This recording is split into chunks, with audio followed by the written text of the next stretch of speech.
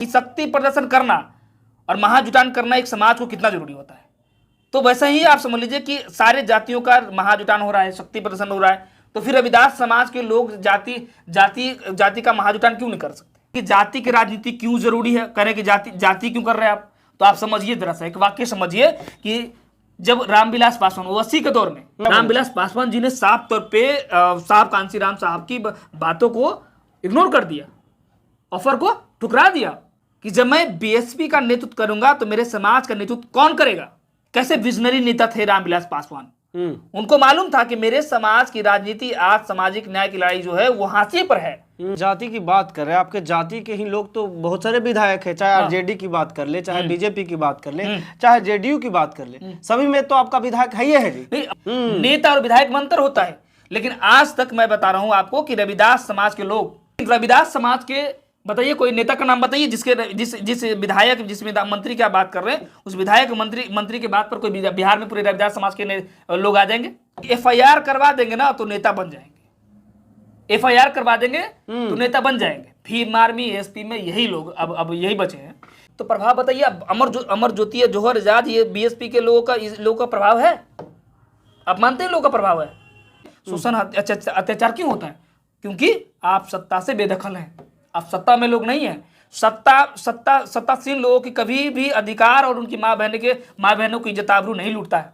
रविदास समाज का महाजुटान कर दिए, आप बता रहे हैं कि इतनी बड़ी जनसंख्या हमारी, अब नेता मेरा ऐसा है, तो नेता होना चाहिए कैसा, ये समझ लीजिए। क्योंकि अभी तक जो आपने सवाल किया है, कहा है कि आपके अपने ही पार्टी में अपने ही समाज के लोग नेता नहीं मानते हैं। बाबू जगजीवन राम के बाद रविदास समाज का नेता नहीं बन पाया, आखिर क्यों? सब लोग विधायक मंत्री बनने के चक्कर में है, सब अपनी सीट बनाने के चक्कर में है, लेकिन नेता बनने की होड़ में कोई नहीं है। नेता बिहार में आबादी के अनुसार आप देख लीजिए कि तीसरी बड़ी आबादी है रविदास समाज की, तो ये भी तो बात करेंगे अपने हक और अधिकार की। मैं निरंजन कुमार, देखिए कि अभी हम बादल जी के साथ हैं, जो हमारे सीनियर और हमारे एसोसिएशन रीजा के अध्यक्ष भी हैं। आज विशेष चर्चा पे हम लोग बैठे हैं, बिहार में रविदास समाज का क्या स्थिति है। कुछ क्वेश्चन समाज के द्वारा कमेंट बॉक्स में हमें एकत्रित किए, कमेंट बॉक्स से उसी में से एक क्वेश्चन है कि आखिर बिहार में रविदास समाज का महाजुटान और शक्ति प्रदर्शन क्यों जरूरी है। रविदास समाज का बहुत कमेंट आ रही थी कि रविदास समाज का महाजुटान होना चाहिए, पटना में, राजधानी में शक्ति प्रदर्शन होना चाहिए, तमाम समाज के लोग शक्ति प्रदर्शन किए, अपना मंत्री भी बनाए, लेकिन रविदास कहाँ है।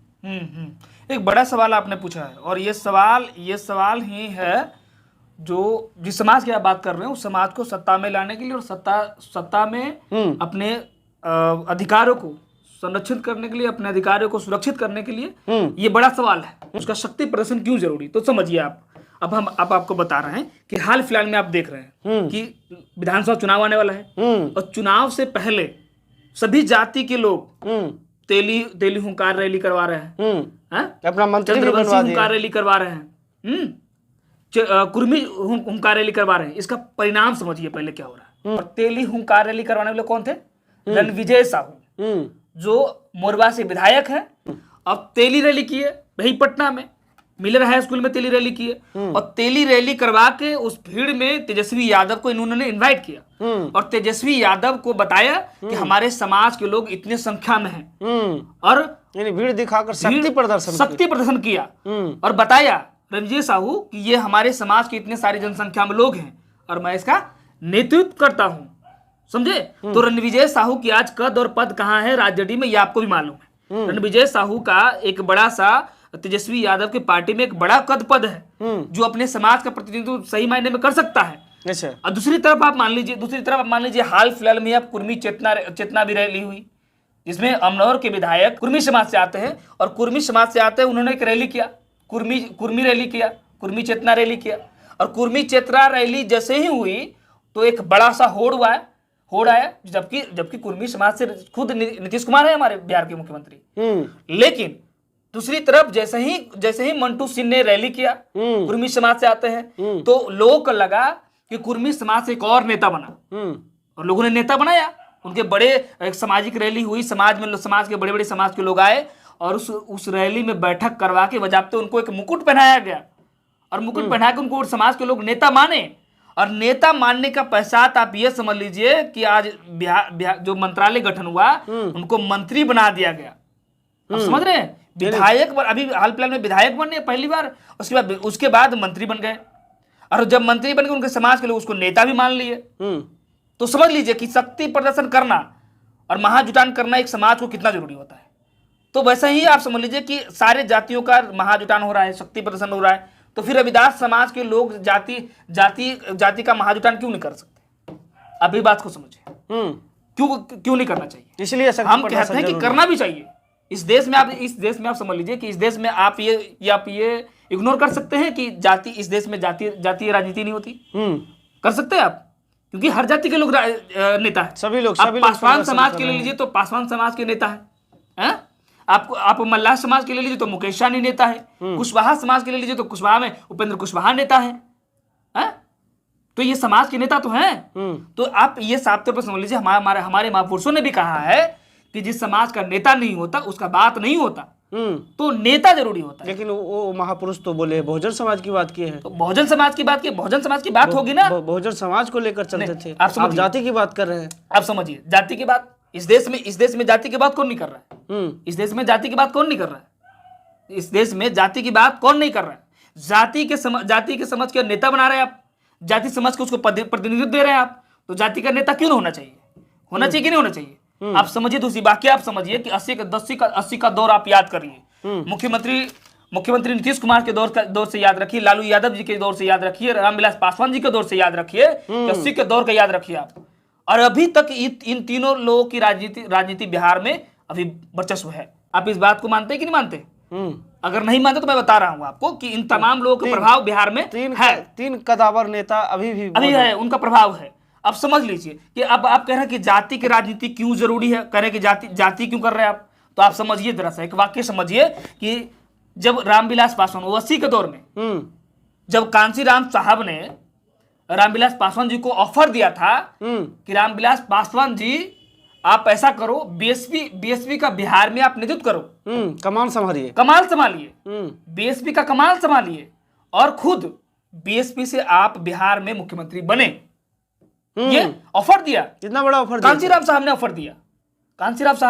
ऑफर दिया और बताया कि आप बीएसपी का नेतृत्व करिए और बिहार में मुख्यमंत्री आप बीएसपी से बनिए। तो उन्होंने कहा पता है, रामविलास पासवान जी ने साफ तौर पे कांशीराम साहब की बातों को इग्नोर कर दिया, ऑफर को ठुकरा दिया। उन्होंने कहा क्या पता है? उन्होंने कहा कि जब मैं बीएसपी का नेतृत्व करूंगा तो मेरे समाज का नेतृत्व कौन करेगा?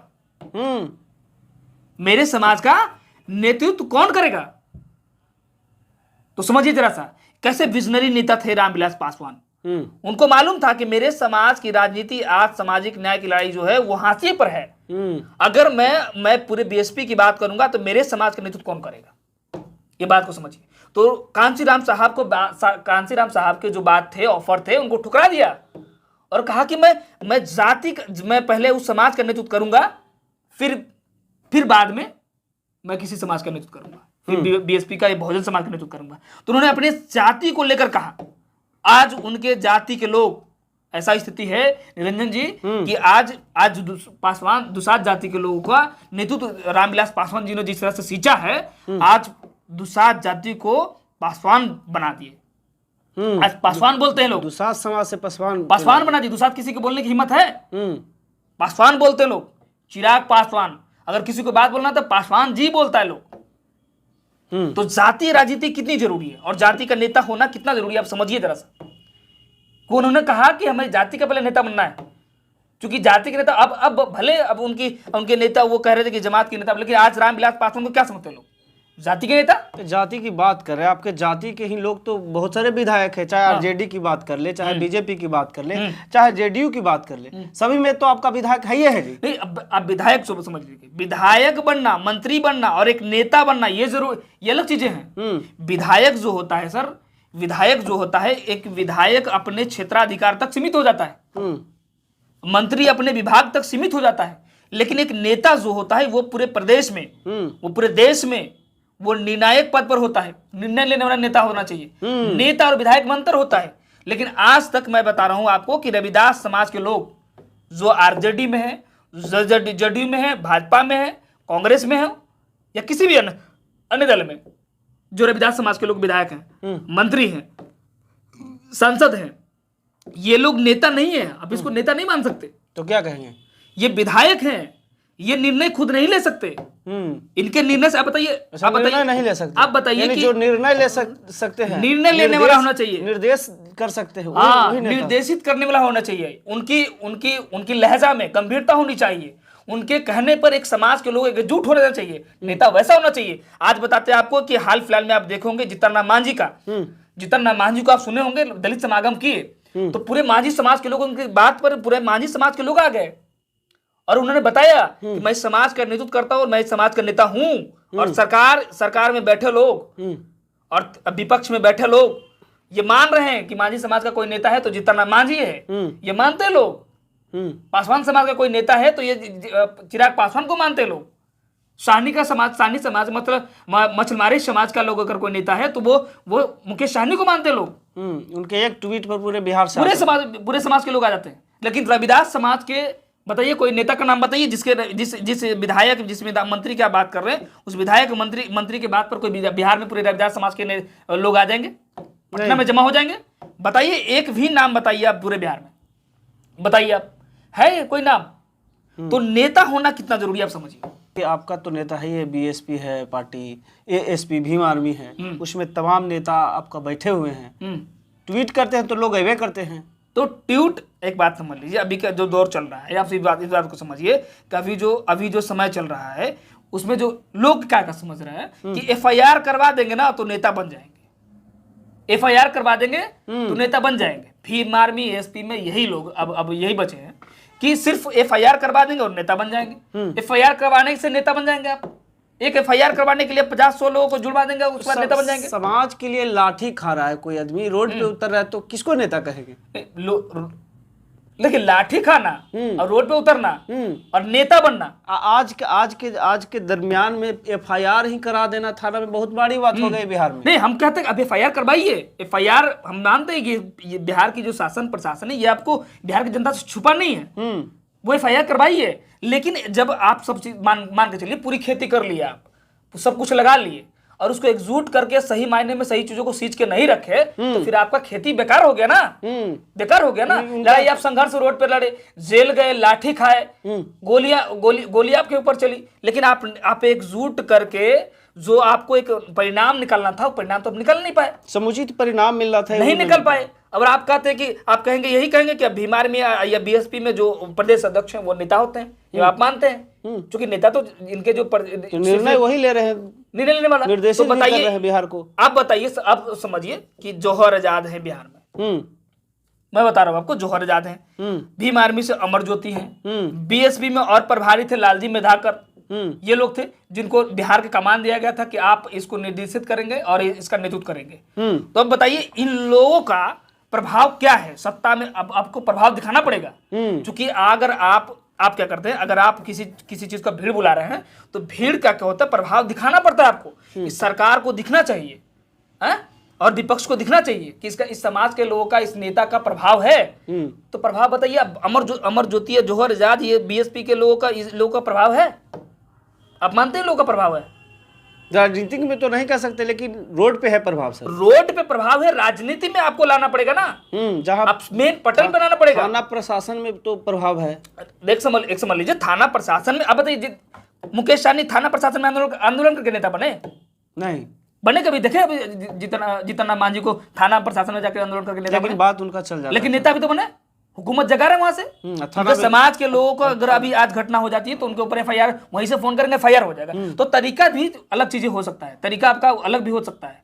आप वहां से भी अपने समाज के लोगों का हक की आवाज उठा सकते हैं। अब कह रहे कि अब हक अधिकार की लड़ाई हमारी मारी जा रही है, हमारे अधिकारों का हनन हो रहा है, हमारे हक अधिकार, माँ बहनों को सम्मान के साथ में छेड़छाड़ किया जा रहा है और हर रोज शोषण अत्याचार होता है। शोषण अत्याचार मालूम है, हमारे महापुरुषों ने ही कहा था शोषण अत्याचार। समझ लीजिए, शोषण अत्याचार क्यों होता है? क्योंकि आप सत्ता से बेदखल हैं, आप सत्ता में लोग नहीं हैं। सत्तासीन लोगों की कभी भी अधिकार और उनकी माँ बहनों की इज्जत आबरू नहीं लूटता है। आप देखें कभी सत्तासीन लोगों की माँ बहनों की इज्जत आबरू कभी लूटी है? नहीं लूटा है। सत्ता में रहना कितना जरूरी है भाई, इस बात को समझिए। बात वही नहीं सर, आपके अपने समाज के ही लोग अपने पार्टी के नेता को नेता मानने के तैयार नहीं है, तो कैसे आपका नेता बन पाएगा? हाँ बिल्कुल बिल्कुल, ये कह सकते हैं। अभी जो आप भी सोशल मीडिया पे एक्टिव हैं, आप भी समाज के लिए बखूबी आप लिखते बोलते भी अच्छा, आप बोलते हैं, आप लिखते भी अच्छा है, लेकिन आपको भी मालूम होगा कि एक दूसरे को नेता बनने के लिए मानने के लिए तैयार ही नहीं है। तैयार कैसे नहीं है ये भी तो आप देखेंगे।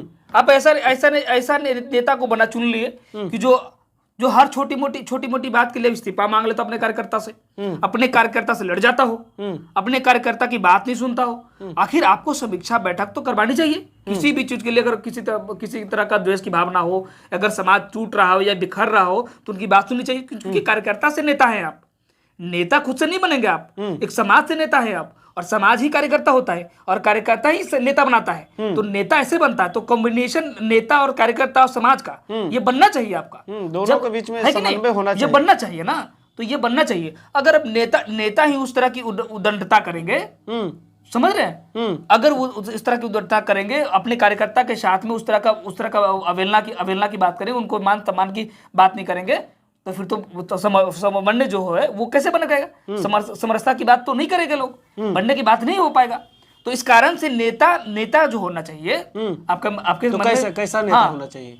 ये भी, हाँ, ये भी बड़ा सवाल, लेकिन नेता के कैसा होना चाहिए? तो नेता ऐसा होना चाहिए जैसे कि एक महाजुटान आप कर रहे हैं, सब चीजों को कर रहे हैं, आप रविदास समाज का महाजुटान कर दिए, आप बता रहे हैं कि इतनी बड़ी जनसंख्या हमारी, अब नेता मेरा ऐसा है।